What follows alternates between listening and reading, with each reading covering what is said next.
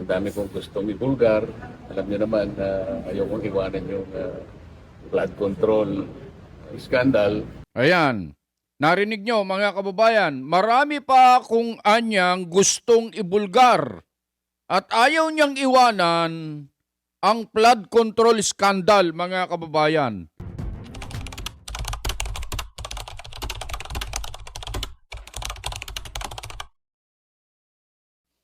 Pagbati po sa inyong lahat mga kababayan at mga mahal po naming taga-subaybay. Ako po si Just Vlog.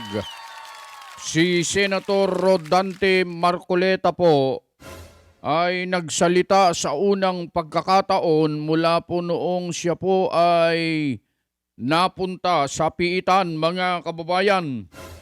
At ngayon ay yun ang aming ipapapanood po sa inyo sapagkat matindi yung kanyang binitawan dito mga kababayan na siya ay mayroon pa at hindi lang mayroon kundi marami. Ayon sa kanya ay marami pa siyang ibubulgar mga kababayan. At nakapanayam ng isang istasyon si Senator Marcoleta. Ito po ang SMNI at mamaya ay mapapanood natin mga kababayan. Alam nyo, dama at kita natin, banaag natin, yung siyempre, sino ba naman ang matutuwa mga kababayan? Lahat talaga, pagka nandiyan ka sa kanyang sitwasyon, makakaramdam ka ng kalungkutan. Pero mga kababayan, sa kabila po nito, mga kababayan, kita pa rin ang pagnanais ni Senator Rodante Marcoleta na ipagpatuloy ang laban kontra sa korupsyon, lalong-lalo na po sa flood control scandal mga kababayan. At gusto ko pong ipapanood po sa inyo ito bago natin bigyan ng konting reaksyon itong panayam kay Senator Rodante Marcoleta. Siyempre malungkot, di ba? Ayun, malungkot Hindi naman talaga. normal yung nangyari sa amin. Ako bilang isang senador na maraming gagampanan na tungkulin. Ang dami kong gustong ibulgar. Alam niyo naman na ayaw kong iwanan yung flood control scandal. Ayan. Narinig nyo mga kababayan, marami pa kung anyang gustong ibulgar at ayaw niyang iwanan ang flood control scandal mga kababayan. Yan po ay nabanggit na noon pa ng Iglesia ni Cristo na kahit anya ipakulong ninyo si Senator Marcoleta ay hindi kami titigil. Hindi kami titigil sa paghanap o paghahanap ng katarungan, katwiran at mapanagot kung sino man ang utak at mastermind sa napakalaking nakawan sa kasaysayan ng Pilipinas na ito nga po yung tungkol sa flood control scandal mga kababayan. At meron pang impeachment trial na nagaganap. Alam niyo mga kababayan, yung po kasing nangyari kay Senator Marcoleta, ito'y nasabi na namin sa mga nakaraan po naming pagtalakay, ay hindi po nagkataon mga kababayan. Hindi po nagkataon ito. Talagang itinaon. Yun po ang termino dyan, itinaon. Kasi po mga kababayan, si Senator Rodante Marcoleta, alam natin at alam nila na siya po kasi ay abogado. Pagdating dyan sa mga usapin sa Senado, lalong-lalo na dyan sa impeachment trial, gusto sana niyang makipag-participate. At mayroon siyang malaking papel sana dyan na gagampanan. Pero, yun nga po ang isang dahilan. Kaya po nila kinasuhan ng gawa-gawang kaso, ginawa ng paraan para nang sa garon ay mabalda sa paraang hindi na siya makakapaglaro. Kumbaga siya ay isang player, mga kababayan. Oo, gwardyadong gwardyado Nino, gwardyado nito ng mga nandyan sa piitan, mga kababayan. Ayan ang sinasabi niya. Meron pa anyang impeachment trial.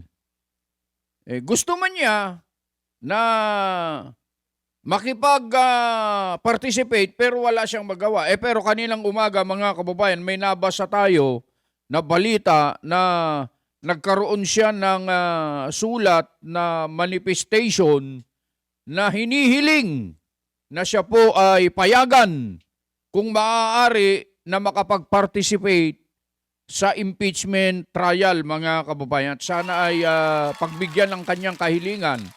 Malalaman natin yan kasi kung talagang haharangin nila yan, yung ibang mga senador, kasi magkakaroon ng botohan dyan eh. Siyempre, mas marami ang majority. Tingnan natin kung anong magiging desisyon nila tungkol sa bagay na ito. So hindi nyo maiaalis sa akin na maisip ko talaga na itong nangyari sa akin lalo na. Kaya nga ako, alam ko pre-marking ngayon, hindi naman kami kailangan pumunta. Itong tatlo nandun na sa bus. Parang sila na-require. Pagkatapos binalikan ako, sabi ko, nakita nyo naman, nandiyan lang kami. Hindi man kami tatanungin. Sana nakatipid tayo ng gasolina. Diba? Sir, so far po, Parang lumalabas po, mga kababayan, na sila po ay pinapunta sa Sandigan Bayan o kaya pumunta sa Sandigan Bayan pagkatapos walang nangyayari, mga kababayan. Kasi sabi niya, hindi man lang kami tatanungin para sana hindi sayang ang gasolina. Ibig sabihin, hindi na sana dapat sila pumunta dyan. Hindi na sana sila gumugol at mag-aksaya ng panahon para pumunta dyan. Hindi, wala naman palang mangyayari, mga kababayan. kamusta po kayo ngayon, sir, na gumugulong na po yung process po dito sa Sandigan Bayan regarding nga dito po sa ina-allege sa inyo? Ako sasagot. Doon sa kwarto niya, napakainit. And, ay, dito? Ito. Ay, hindi, sitwasyon mo yan sa kwarto niya. Mainit. Mainit. Ayun, narinig nyo, mga kababayan. Gusto kong bigyan ng diin yun. Narinig nyo yung sinabi ni Senator Marcoleta. Parang ganito po kasi yan eh. Etong si Mike Defensor po kasi parang meron siyang pagdaramdam o kaya sabihin na nating reklamo. Doon sa kwarto ni Senator Marcoleta sa kulungan ang tinatanong dito. Sabi nitong si Mike Defensor, mainit. Mainit doon sa kwarto niya.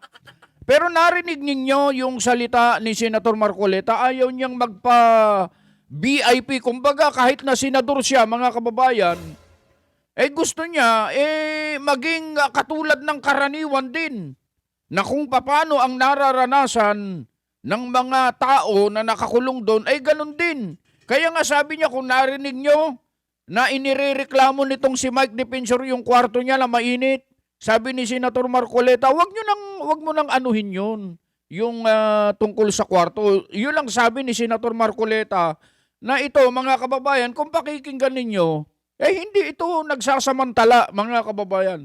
Sa kabila ng siya ay isang senador na ibinoto ng milyong-milyong mga Pilipino, hindi siya naghahangad, hindi siya naghahanap ng magandang tutuluyan sa piitan. Wala siyang ganon, mga kababayan, ha? Yung kwarto niya, and kung nga nagulat, si Manny Bunuan, nandun pa rin sa ospital, 2 buwan, sa 1 linggo lang. Totoo yan, mga kababayan. Si Manny Bunuan po kasi, mga kababayan, kasama din nila. Dapat yan, nakakulong na din kung saan sila naroon. Ang problema, mga kababayan, mahigit 2 buwan na. Alam nyo naman, si Manny Bunuan ay ginawang state witness, mga kababayan. Parang may lumalabas dito na pinapaboran si Manny Bunuan. Hindi pare-pares ang pagtingin. May higit 1 buwan na hanggang ngayon nandun pa rin. Bakit hindi pa nila isama dun sa kulungan din, mga kababayan, ha? And, siyempre, senador naman si Senador Marcoleta. Ganyan, yan yung sinasabi ko, mga kababayan. Tinan nyo, yung sinasabi ko kanina na yun ang inaano kasi Mike Defensor na senador daw di umano si Senator Marcoleta. Masyadong deprive ang taong bayan dun sa boses niya, lalo dun sa impeachment process. Hindi ako nalulungkot na kalagayan namin. Narinig nyo, mga kababayan, hindi ako nalulungkot doon sa kalagayan namin. Ibig sabihin, hindi siya naghahanap ng nagrereklamo o kung ano man. Kung ano yung meron doon, ibig niyang sabihin, yun ang kanilang pagtsitsagaan. Hindi siya naghahanap dito, hindi siya nagpapa-VIP. Hindi siya naghahanap ng magandang tutulugan, malamig, hindi ganon. Hindi ako nagrereklamo, yan, malinaw yan ha. Baka kung ano na naman ang sasabihin na itong mga kumakaaway at tumutulig sa kay Senator Marcoleta, sasabihin nyo na naman na nagpapa-importante. Ganito, kung makikita niyo yung suit-suit namin, nakalagay PDL, alam na ninyo ibig sabihin doon. People deprived of liberty. Persons deprived of Persons deprived of liberty. Siyempre malungkot, di ba? Hindi naman normal yung nangyari sa amin. Ako bilang isang senador na maraming gagampanan na tungkulin. Ang dami kong gustong ibulgar. Alam niyo naman, Ayun, narinig nyo, ang dami kong gustong ibulgar. Sabi ni Senator Marcoleta, mga kababayan, ibig sabihin, may mga nalalaman pa si Senator Marcoleta na gusto niyang sabihin, pero sa tamang pagkakataon at sa tamang lugar, mga kababayan. ayaw kong iwanan yung flood control Ayaw kong iwanan yung flood control. scandal at meron pang impeachment trial na nagaganap. So hindi nyo maaalis sa akin na maisip ko talaga na itong nangyari sa akin lalo na was politically motivated. Totoo yun, mga kababayan. Yung nangyari sa kanya, naniniwala po kami na yan ay politically motivated po yan. Politika po yan, mga kababayan. Kaya nga nakakulong siya eh. Pero kung si Senator Marcoleta hindi nagsalita laban sa korupsyon, hindi niya binabanatan yung mga may kinalaman sa flood control, yung nilalamiliman ang pag-iimbestiga tungkol dyan, malamang sa malamang hindi nakakulong si Senator Marcoleta kung susunod lang siya sa gusto nila. Pero hindi po ganun eh. Ang gusto ni Senator Marcoleta, mabigyan ng katarungan, katwiran, at mapanagot yung mga nagnakaw sa kabangyaman, mga kababayan. Yan naman ang ipinananawagan ng napakaraming mga Pilipino, mga kababayan. Ang katwiran ay dalawang bagay para hindi ko na gampanan ang tungkulin ko para malaman ng taong bayan kung sino ba talaga.